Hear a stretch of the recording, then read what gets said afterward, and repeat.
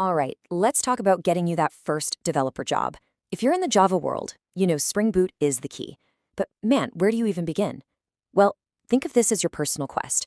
For the next 4 weeks, we're giving you a step-by-step roadmap to go from feeling a little lost to being a confident, job-ready developer. Let's get into it. So that's the big question, isn't it? How do you actually climb that mountain in just a month? It seems impossible. But what if you had a map?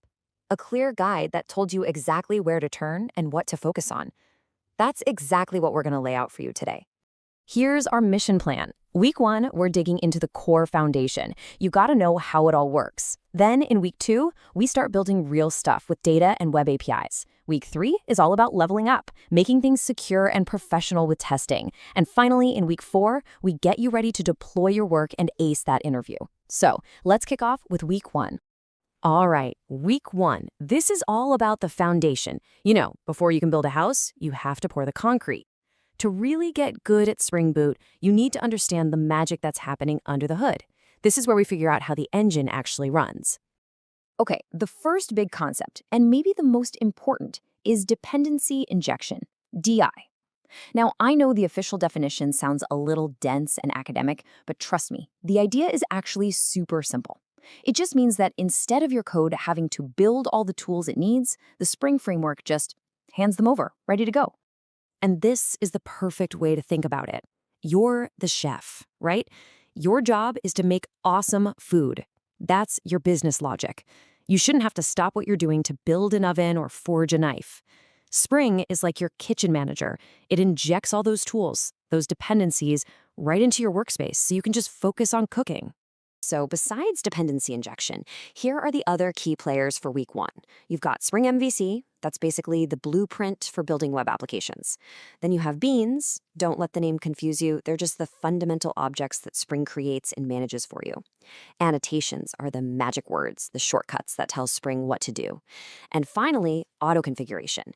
This is Spring's superpower. It intelligently sets things up for you so you don't have to. Now let's jump into week 2. You've got the theory down, so it's time to get our hands dirty. This week is all about taking those core ideas and actually building your first real working application. Honestly, this is where the real fun begins. So this is the life of a web request in a typical Spring app. First, a request from the outside world hits your controller. The controller acts like a traffic cop and passes it off to the service layer. The service is where the brains of the operation are. All your business logic lives there. The service then talks to the repository, whose only job is to deal with the database. And the entity? That's just the Java object that represents your data. Getting this clean separation is a game changer. Okay, your app needs to save stuff, right? It needs a database. Spring gives you a bunch of ways to do this. But as a beginner, I'd point you straight to Spring Data JPA. It's designed for traditional databases like Postgres, and it gets rid of so much boring, repetitive code. It lets you focus on what really matters. Look, you can read about this stuff all day, but nothing beats actually building. So your mission for this week is to pick one of these and just build it. A to-do list API is a classic for a reason. Or a simple blog. These projects are perfect for making all these concepts click into place. Welcome to week 3. So, you've built an app that works. That's awesome. But now we're going to make it professional. We're going to make it robust. This week is all about adding 2 skills that separate the hobbyists from the pros: security and testing. Let's start with security. It really just boils down to 2 simple questions. The first one is authentication, which asks, who are you? Think of this like showing your driver's license to prove your identity. The second one is authorization, which asks, okay, now that I know who you are, what are you allowed to do? That's like the key card that only lets you into certain rooms in a building. Spring Security helps you handle both. And let me be really clear about this. Professional developers write tests. End of story. In Spring Boot, these 3 annotations are going to be your best friends. You'll use @SpringBootTest for big picture tests where you need the whole app running.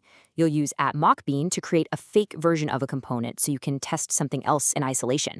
And @DataJPA test is for when you want to zoom in and test just your database code. And here we are, the final week, the home stretch. You've learned the theory, you've built an application, you've made it secure, and you've tested it. Now it's time to push it out into the world and get you ready to land that job. Let's finish strong. Okay, so your awesome application can't just live on your laptop forever. You gotta get it online. As a beginner, just go with the cloud. Seriously. Platforms like Heroku or AWS take care of all the server headaches for you. You can get your app live with just a few commands. It's the fastest way to showcase your work. Now listen up, because this is absolutely critical. Your GitHub profile is your new resume. The projects you built, that's the proof you can do the work. Make sure your code is clean, and please write a good README file that explains what your project does and how to run it. This is exactly what hiring managers are looking for. Now, check out these interview questions. Do they look familiar? They should. Explain dependency injection. That's week 1. Describe the flow of a request. That was week 2.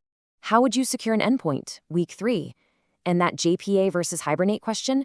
Just remember, JPA is the rulebook, and Hibernate is the most famous player that follows the rules. This roadmap isn't just a study plan, it's your interview prep kit. So, your 4-week mission is coming to a close. But your real journey as a developer, well, that's just getting started. Technology never stands still, and the very best developers are the ones who are always curious and always learning. And the best part is, you're not on this journey alone. The official Spring documentation is your Bible. Channels like Amigos Code and Biodung have amazing video tutorials. And when you inevitably get stuck, because we all do, communities like Reddit's r/Java help are there to back you up. And I really want you to take this mindset with you. Getting that first job isn't the finish line, it's the starting line. Stay curious, keep building cool stuff, and never stop learning. That's the real secret to a great career. So there you have it, the complete 4-week roadmap from zero to job ready. The path is clear, the tools are right there for you, the mission is set. Now, the only question that really matters is the one on your screen. You have the map. What will you build first?